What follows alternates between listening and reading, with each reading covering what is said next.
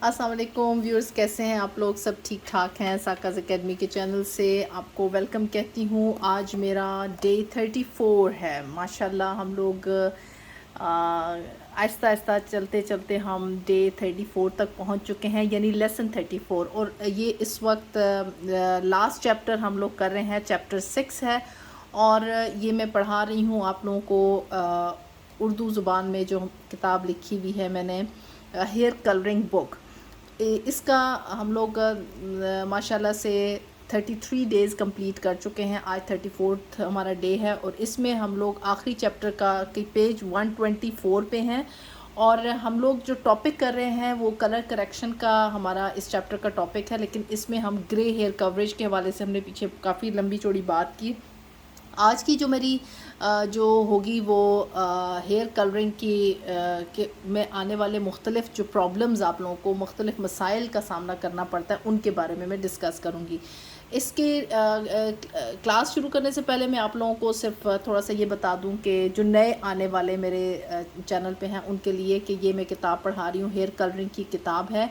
इस किताब में आप लोगों को हेयर कलरिंग से रिलेटेड जो बेसिक बुनियादी मालूमात से लेकर एडवांस लेवल तक की आपको सारी मालूमात मिलेंगी। ये किताब उर्दू ज़ुबान में है। आपको पाकिस्तान में इसको पाकिस्तानी रुपीज़ 4000 रुपये इसकी कीमत है। और अगर आप इसको मंगवाना चाहते हैं, ख़रीदना चाहते हैं, तो पोस्ट फॉर्म पाकिस्तान का ऐप आप डाउनलोड कर लें और वहाँ से आप डायरेक्टली कंपनी को ऑर्डर करके ये मंगवा सकते हैं। अराउंड द वर्ल्ड अगर कोई लेना चाहता है, मेरा व्हाट्सएप नंबर जो है, मेरा एक ऑफ़िशियल व्हाट्सएप नंबर है। बहुत सारे लोग मुझसे पूछते हैं कि हम रब्ता करना चाहते हैं, व्हाट्सएप करना चाहते हैं। हमारा यहाँ पे हांगकॉन्ग में एक ऑफ़िशियल व्हाट्सएप नंबर है, मैं यहाँ पे मेंशन कर दूँगी, नीचे डिस्क्रिप्शन बॉक्स में मेंशन कर दूँगी। उसमें उस पर आप व्हाट्सएप करके मुझसे रब्ता कर सकते हैं। सिर्फ ये है कि ये इसके ऑफ़िशियल टाइमिंग्स है, इसका रिप्लाई, इसका जवाब देने की ऑफ़िशियल टाइमिंग्स हैं 9 से हांगकॉन्ग टाइम सुबह 9 से दिन 6 बजे तक का।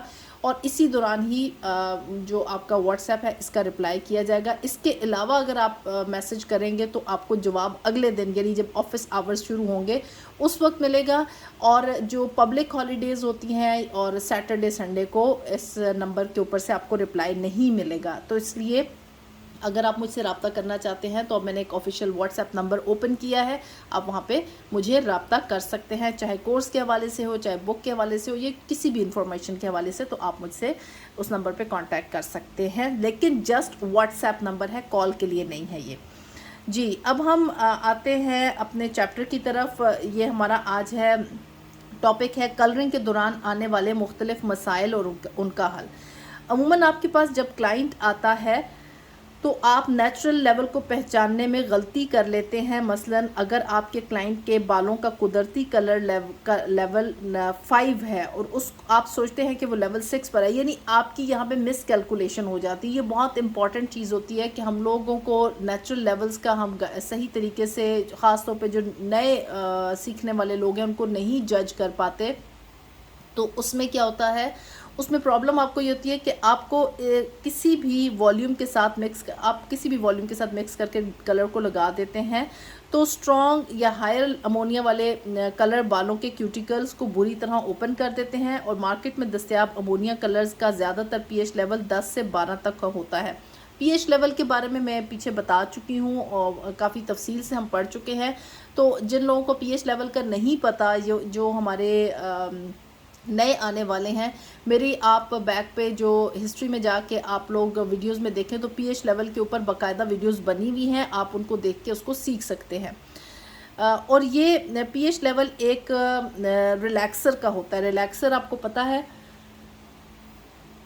जो बालों को स्ट्रेट करने के लिए रिलैक्सर्स इस्तेमाल होते हैं उनका पीएच लेवल होता है। यानी जो बाज़ार में अमूमन इस तरह के जो स्ट्रॉन्ग आपको कलर्स मिलते हैं उनके पीएच लेवल की बात हो रही है।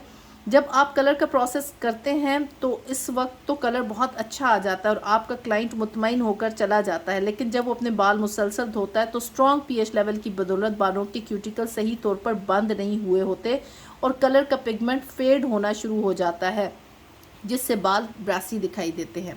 दूसरा मसला क्या होता है हमारा कि अगर आप पोरस बालों पर कलर का काम कर रही हैं तो आपको पता होना चाहिए कि पोरस हेयर बहुत ड्राई और डैमेज होता है, और ऐसे बालों पर काम करने के लिए पहले बालों को बहुत अच्छा मॉइस्चराइज करें। यानी मॉइस्चराइज करने के लिए आप उसको डीप कंडीशनिंग कर सकती हैं, मास्क लगा सकती हैं। ऐसे ड्राई डैमेज बालों को पहले आप मास्क लगाएं, कलर करने से पहले उनका ट्रीटमेंट करें और उसके बाद कलर का प्रोसेस करें। मॉइस्चराइज करने का तरीका यह है कि बालों को किसी भी अच्छे डीप कंडीशनर जैसे कि प्रोस्ट्रॉम प्रोफेशनल का नरिशिंग मास्क है, उसको बालों पर 15 से 20 मिनट के लिए लगाएं। फिर मास्क को अच्छी तरह से बालों से धोकर निकालें और फिर बालों पर लीव इन कंडीशनर का स्प्रे करें।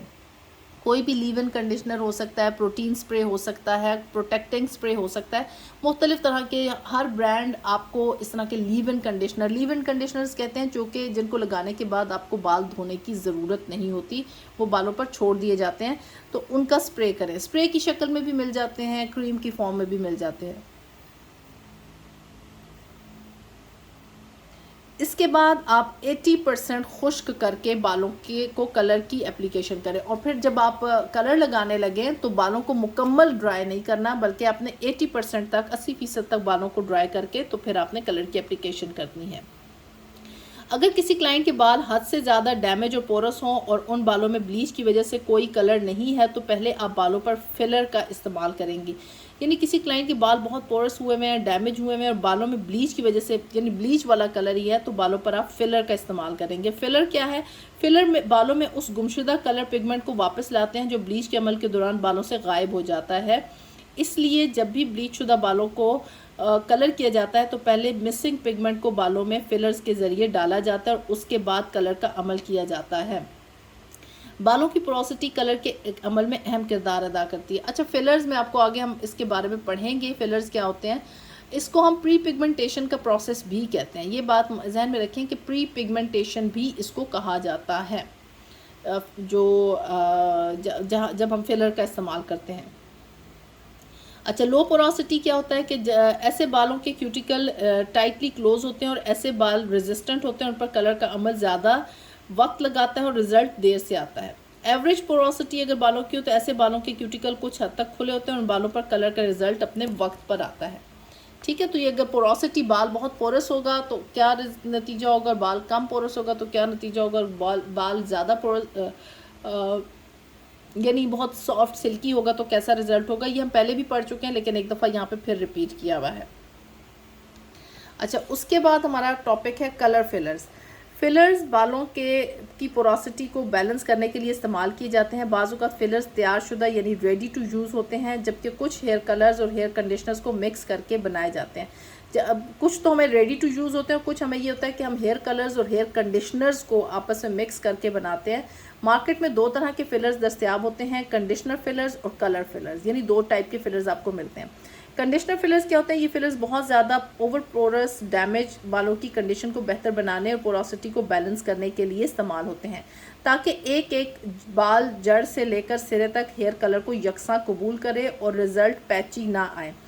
इन कंडीशनर फिलर्स को अलग से ट्रीटमेंट के तौर पर भी लगाया जा सकता है या फिर बालों में कलर करने से बिल्कुल पहले लगाया जा सकता है। अच्छा, ये फिलर्स कैसे होते हैं? जो रेडी टू यूज़ होते हैं कंडीशनर्स के फॉर्म में, इसमें आपको मैं पोस्ट कॉम में जो आपको बता सकती हूँ वो कलर एक्सप्रेशन के जो हेयर मास्क हैं उनको आप लगा सकते हैं। जैसे अगर आपके बालों में आपने ब्लीच हुआ वो बाल है, हाई लिफ्ट बाल है और आपको रेड पिगमेंट मिसिंग है, तो उसके अंदर आपको फुशिया कलर भी मिल जाएगा, आपको कॉपर मिल जाएगा, आपको ब्लू मिल जाएगा और इसके अलावा सैंडी कलर मिल जाएगा और ऑरेंज मिल जाएगा। लाइक इसमें आपको जो रेडी टू यूज़ है वो आप लगा के पहले अपने बालों पे वो फिलर लगाएंगी। वो कलर जो मिसिंग कलर है वो आप पहले नीचे फिल करेंगी, फिर उसके बाद आप ऊपर कलर लगाएंगी तो आपका बहुत अच्छा रिज़ल्ट आएगा। वैसे कलर एक्सप्रेशन की जो ट्यूब्स हैं वो हम हेयर मास्क या हेयर ग्लॉसिंग के तौर पे भी इस्तेमाल करते हैं, क्योंकि उनको डेवलपर्स की ज़रूरत नहीं होती है और वो बग़ैर डेवलपर्स के आप उनको डायरेक्ट, क्योंकि वो हेयर मास्क हैं और कलर्ड मास्क हैं, तो वो आप उनको लगा के पहले बालों की कंडीशन को सही कर सकती हैं, बेहतर कर सकती हैं। और दूसरे जो कलर फिलर्स हैं वो कैसे हैं कि बालों की पोरोसिटी को इक्वलाइज या नॉर्मल करने के साथ साथ पहले से ब्लीच शुदा बालों को यकसा शेड यानी यूनिफॉर्म कंट्रीब्यूटिंग पिगमेंट भी देते हैं, जिससे ब्लीच शुदा बालों पर डिज़ायर्ड कलर करना आसान हो जाता है। कलर फिलर्स बहुत ज़्यादा पोरस ब्लीच शुदा बालों की पोरोसिटी को इक्वलाइज यानी बैलेंस करके डाई करके फाइनल रिजल्ट लाने में मददगार होते हैं। अमूमन डेमी परमानेंट हेयर कलर्स को कलर फिलर के तौर पर इस्तेमाल किया जाता है। कलर फिलर्स को दर्जेल मकासद के लिए इस्तेमाल किया जाता है। फेडेड बालों में हेयर कलर के तौर पर, बालों में टिंट बैक के अमल के दौरान मिसिंग पिगमेंट हासिल करने के लिए, स्ट्रीकिंग वाले बालों को डलनेस ख़त्म करने के लिए, बालों में फीके पड़ जाने वाले हेयर डाई को फ्रेश करने के लिए और ब्लीच हुए बालों को वापस नेचुरल कलर करने में। अब एक चीज़ मैं आपको बताऊं कि देखें, हेयर फिलर्स के हवाले से मैं आपका जो सादा ज़बान में, वैसे तो मैंने अपनी तरफ से कोशिश की है कि मैं यहाँ पे बहुत सिंपल लैंग्वेज इस्तेमाल करूँ, लेकिन बाज़ औक़ात ज़बान की बंदिश होती है। हम आम जो ज़बान इस्तेमाल करते हैं बोल चाल में, वो आप किताब में उस तरीके से नहीं लिख सकते। तो मैं आपको एक थोड़ा सा वजाहत करती जाऊँ कि हेयर फिलर्स क्या होते हैं। सबसे पहले ब्लीच का प्रोसेस जो मैंने आप लोगों को पीछे बताया है, जिन लोगों ने अच्छे से समझा है, वो उनके लिए ये है कि जब हम बालों को ब्लीच करते हैं तो हम बालों के अंदर से मेन जो पिगमेंट होता है ना, हमारा रेड पिगमेंट होता है, ऑरेंज पिगमेंट होता है, वो हम निकाल के हम आखिर में बालों को येलो पे ले आते हैं। जितना लाइटर येलो होगा, इसका मतलब है कि आपने बहुत सारे बीच में से बालों के कलर्स निकाल दिए हैं। अब जब आप उनको वापस कलर करना चाहते हैं, बालों को कोई भी वापस कलर करना चाहते हैं, चाहे आप लेवल 7 पे जाना चाहते हैं, लेवल 8 पे जाना चाहते हैं, या आप लेवल 6 पे जाना चाहते हैं, अगर तो आप वो डायरेक्ट कलर की ट्यूब लगा देंगे, उस वक्त तो कलर आपको आ जाएगा, लेकिन आएगा भी फीका सा कलर। और क्या होगा कि वो, लेकिन फर्स्ट वॉश में ही वो आपके बालों का में से कलर निकल के वैसे ही ब्लीच वाले बालों वाली हालत आ जाएगी, या बहुत बुरे बाल लगेंगे। तो उसके लिए ज़रूरी है कि आप कलर फिलर्स को इस्तेमाल करें। इसका ऐसे है कि जैसे आप ना, जब आप मिसाल इसको ये होगी कि आपने पहले नीचे उनको एक होल्डिंग कलर देना होगा, जो आप colour tube, actual colour tube लगाएंगी, वो उसको होल्ड करेगा। अगर वो आप होल्डिंग कलर या वो कलर नहीं लगाएंगी, यानी कलर फिलर नहीं लगाएंगी, तो वो ये होगा कि जो भी आप कलर ट्यूब डायरेक्ट लगा रही होंगी 20 या 10 वॉल्यूम के साथ, वो आपकी बालों में वो होल्ड करके नहीं होगी। क्योंकि जिस तरह होता है ना कि हम ईंटों को जोड़ने के लिए सीमेंट का इस्तेमाल करते हैं, जो कि वो ईंटों को जोड़ के रखती है, इसी तरीके से आपको वो कलर फिलर चाहिए होता है, जो कि जो कलर आप बालों में लगाते हैं उसको वो पकड़ के रखता है। तो कलर फिलर्स जो बेसिकली वो ब्लीच वाले बालों पे तो इस तरह काम करते हैं। और अगर आप कंडीशनर कलर फिलर्स इस्तेमाल करेंगी, तो वो जो डैमेज हुए हुए पोरस बाल है उनकी कंडीशन को भी बेहतर करेंगे। और अगर आप डायरेक्ट कलर फिलर्स इस्तेमाल करेंगे, यानी हेयर कलर जैसे डेमी परमानेंट कलर्स हैं, जो अमोनिया फ्री कलर्स होते हैं, वो आप कलर फिलर के तौर पे इस्तेमाल कर रही हैं, तो उसमें क्या होगा कि आप उसमें अगर आपके पास कंडीशनर कलर्स नहीं है, तो उन कलर्स के अंदर कंडीशनर ऐड कर दें। आप आफ्टर कलर बाल्सम ऐड कर सकती हैं, आप मास्क ऐड कर सकती हैं, रिवाइटलाइजिंग मास्क ऐड कर सकती हैं, लेकिन मास्क वो इस्तेमाल करें जो सफ़ेद हो, यानी कलर्ड मास्क ना हो, अगर आप ट्यूब के अंदर उसको मिक्स कर रही हैं, ठीक है। तो उसमें फिर ये होगा कि वो आप जो भी मास्क पहले बालों पे मास्क लगाएंगी, वो कलर मिक्स करके, यानी मैं एग्जांपल आपको ऐसे देती हूँ कि जैसे कि ठहरे मैं आपको, जैसे आपने मिसाल के तौर पे अपने कलर फिलर के तौर पे ट्यूब इस्तेमाल की M6 या M3 कर लेते हैं, मैं एक मिसाल देती हूँ, ठीक है। M3 की ट्यूब इस्तेमाल की, ये M3 हम नहीं कर सकते, बल्कि M5 कर लेते हैं जो रेड में है, ठीक है। M5 की ट्यूब, ताकि आप लोगों को आसानी हो। आप उसमें, तो अगर आपने 30 ml आपने कलर लिया है, तो आप 30 ml रिवाइटलाइजिंग मास्क ले लें, ठीक है। रिवाइटलाइजिंग मास्क क्यों कि एक तो वो वाइट कलर में है, दूसरा वो बालों की कंडीशन को इम्प्रूव करने के लिए बेस्ट है, ठीक है। वो बालों को दोबारा उनमें जान डालता है। फिर उसमें आप पानी ऐड करेंगी, क्योंकि आपको पेस्ट चाहिए होगा, तो आप 60 ml आप उसमें पानी ऐड कर दें। और अगर आप ज़्यादा थिक पेस्ट बन रहा है, सॉरी, जो पोस्ट कॉम की मिक्सिंग है, वो 1:1.5 की रेशो है। 1:1.5 की रेशो का मतलब है कि 60 ml अगर आप कलर इस्तेमाल कर रही हैं, तो आपने 90 ml जो है वो उसमें पानी डेवलपर इस्तेमाल करना है। तो आप उसको पानी जो पेस्ट बनाएंगी ना वो इस तरह का बनाएं कि आपको लगाने में आसानी हो, ना बहुत रनी हो, वाटरी ना हो और ना ही बहुत थिक हो, बल्कि एक ऐसा पेस्ट हो। ये मैंने आपको सिर्फ अंदाज़न बताया। बाकी आप जब आप पेस्ट बनाएंगी तो ये आपने ये देखना है कि वो आपको बालों के ऊपर जो है वो लगाने में आसानी हो, ना ऐसा हो कि बह के नीचे जा रहा हो और ना ऐसा हो बहुत थिक हो कि आपको बहुत ज़्यादा लगाना पड़े। तो ये लगा के आप छोड़ देंगी। ये 15 से 20 मिनट आपने लगाना है और जैसे ही वो कलर को होल्ड कर लेगा फिर आपने इसको वॉश कर देना है। वॉश करके फिर आप जो कलर लगाना चाहती हैं, इसमें जब आप रेड का कलर फिलर इस्तेमाल करती हैं तो फिर आपके पास चॉइस जो होती है ना वो नंबर 5, 5.4, 5.6 रेड के शेड्स या कॉपर के शेड्स, इस तरह के शेड्स की आपके पास चॉइस होती है। या नेचुरल में अगर आप जाना चाहती हैं, ये कॉफ़ी ब्राउन में आप जाना चाहती हैं तो फिर आपको ये शेड रेड की जो है red as a colour filler इस्तेमाल करना होता है। लेकिन अगर आप 6 के लेवल पे जाना चाहती हैं तो फिर आपको कॉपर का या ऑरेंज का कलर फिलर इस्तेमाल करना पड़ता है। ये मैं आपको चार्ट बताती हूँ, उस चार्ट के ज़रिए आपको आइडिया, ये ग्राफ बताती हूँ। जैसे ये है हमारे पास कलर व्हील है, यहाँ पे येलो है, येलो ऑरेंज है, सेकेंडरी कलर हमारे पास ऑरेंज है, फिर उसके बाद रेड ऑरेंज है, प्राइमरी कलर है। ये आपको कलर व्हील का तो आपको पता ही है कि ये कौन कौन से कलर व्हील्स हैं। अच्छा, अब आपने कलर फिलर जब इस्तेमाल करना है तो आपको ये आपको आइडिया होगा कि आपने किस किस्म का कलर फिलर जो है वो आपको आप इस्तेमाल कर सकती हैं। यानी ये आपको शेड्स आपको आइडिया देंगे, येलो, ऑरेंज, ब्लू, पर्पल, कि हमें किस तरह का कलर फिलर चाहिए। ये जो शेड्स हैं ये मैं पहले भी आपको कलर व्हील समझा चुकी हूँ, पढ़ा चुकी हूँ कि ये हम लोग नहीं इस्तेमाल करते फिलर्स के तौर पे, ठीक है। ये कॉम्प्लीमेंट्री कलर्स हैं। तो ये लेकिन यहाँ के जो शेड्स हैं ये हम इस्तेमाल करते हैं। ये यहाँ से लेकर यहाँ से आप रेड वॉयलेट से लेकर यहाँ तक आप आएँ तो हम ये कलर फिलर्स के तौर पर आप इस्तेमाल करते हैं। बाकी यहाँ पे आपको कलर्स के डिफरेंट शेड्स लिखे हुए नज़र आएंगे, वो आप जब पढ़ेंगे तो आपको आइडिया हो जाएगा। अच्छा, किसी भी नेचुरल कलर को लाने के लिए तीनों प्राइमरी कलर्स का मौजूद होना ज़रूरी होता है। जब भी किसी अनवांटेड टोन को सही करना हो तो हमेशा प्राइमरी या सेकेंडरी कलर्स जो बालों में मिसिंग होते हैं उनको इस्तेमाल करें। इन कलर्स को कॉम्प्लीमेंट्री कलर्स कहते हैं और कॉम्प्लीमेंट्री कलर्स कलर व्हील में एक दूसरे के ऑपोजिट होते हैं। ये हम पीछे डिस्कस कर चुके हैं। येलो ब्लॉन्ड बालों को हम नेचुरल ब्लॉन्ड में ले जाने के लिए इसके बाकी 2 मिसिंग कलर्स को शामिल करेंगे जो कि बालों में आने वाली नापसंदीदा येलो टोन को न्यूट्रलाइज करके नेचुरल ब्लॉन्ड की तरफ लेके जाता है।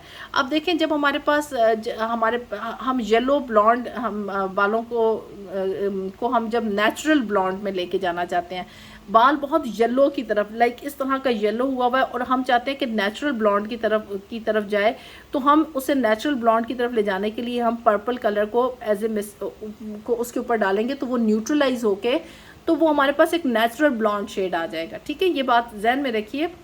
जिसको हम ब्राउन कहते हैं वो ब्राउन नहीं होगा, वो बल्कि एक नेचुरल ब्लॉन्ड शेड आपके पास होगा। इसी तरीके से अगर आपके पास बालों में बहुत कॉपर शेड आ रही है और बहुत ज़्यादा कॉपर ऑरेंज शेड आ रही है तो आपने उसमें जो प्राइमरी कलर है वो आप ब्लू आप ऐड करेंगी तो वो आपको ब्राउन की तरफ शिफ्ट कर देगा, वो एक नेचुरल ब्राउन की तरफ शिफ्ट कर देगा जो कि आपको उसके अंदर जो मिसिंग टोन है वो उसको फिल करने में हेल्प करेगा।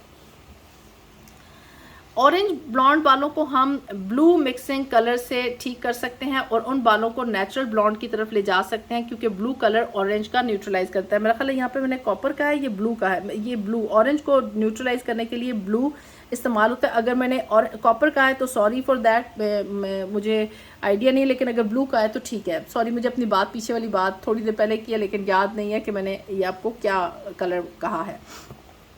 अगर हम येलो बालों में ब्लू कलर शामिल करेंगे तो बाल ग्रीन हो जाएंगे। ये बात हमेशा याद रखें कि प्राइमरी कलर्स हमेशा सेकेंडरी कलर को कैंसिल करते हैं और सेकेंडरी कलर्स हमेशा प्राइमरी कलर्स को कैंसिल करते हैं। कलर फिलर को हेयर कलर करने से पहले बराह रास्त ट्यूब से निकालकर पोरस हेयर पर लगा देते हैं या फिर उनको हेयर कलर में भी शामिल किया जा सकता है और बालों को डैमेज एंड पर भी लगाया जा सकता है। यानी इसको लगाने के मुख्तलिफ तरीके हैं। आप जिस ब्रांड की ट्यूब इस्तेमाल कर रही हैं आप उसको उस मैन्युफैक्चर की से आप गाइडलाइन लें कि वो किस तरीके से इस्तेमाल हो सकता है। तो हमारा आज का ये टॉपिक तो कंप्लीट हो गया है। इस टॉपिक में हम लोग कलर फिलर्स के बारे में पढ़ा है और आज वीडियो भी काफ़ी लंबी हो गई है। इंशाल्लाह कल की वीडियो में फिर मैं आपको मज़ीद इसके बारे में बताऊंगी कि हम मज़ीद इसको पढ़ेंगे कि ये किस तरीके से काम, यानी मज़ीद हम इस कलर फिलर्स को कैसे इस्तेमाल कर सकते हैं। अपना बहुत सा ख्याल रखिएगा। Take care. अल्लाह हाफिज़।